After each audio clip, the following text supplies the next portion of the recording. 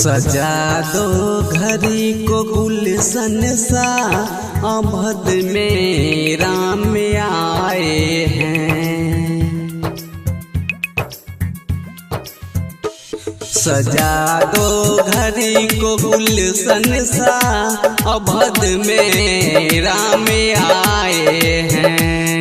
अवध में राम आए हैं, मेरे भगवान आए हैं।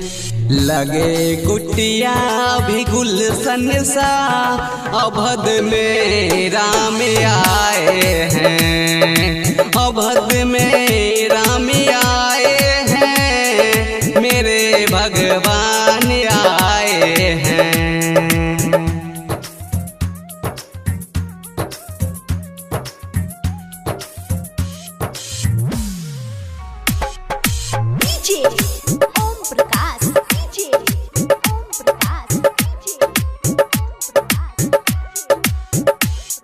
फूल बरसाओ सारे जगत में, प्रभु श्री राम आएंगे।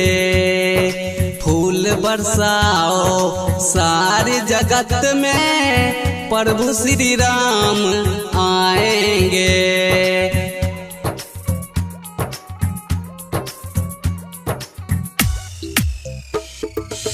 डीजे बजाओ नाचो गाओ, सब जयकारा लगाएंगे। डीजे बजाओ नाचो गाओ, सब जयकारा लगाएंगे। अवध में राम आए हैं, मेरे भगवान आए हैं।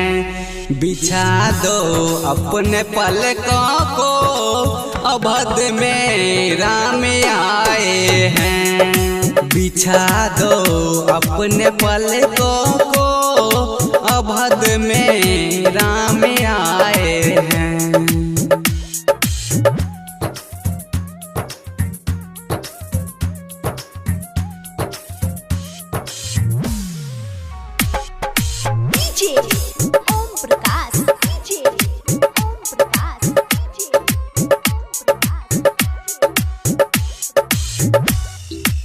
आओ बसाओ मन मंदिर में जाके सीता राम की। जिसके मन में राम नहीं है, काया है किसी काम की।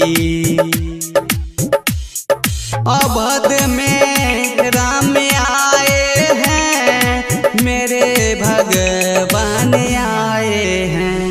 कि तीनों लोक कर छोड़ कर, मेरे भगवान आए हैं। सजा दो घर को गुलशन सा, अवध में राम आए हैं।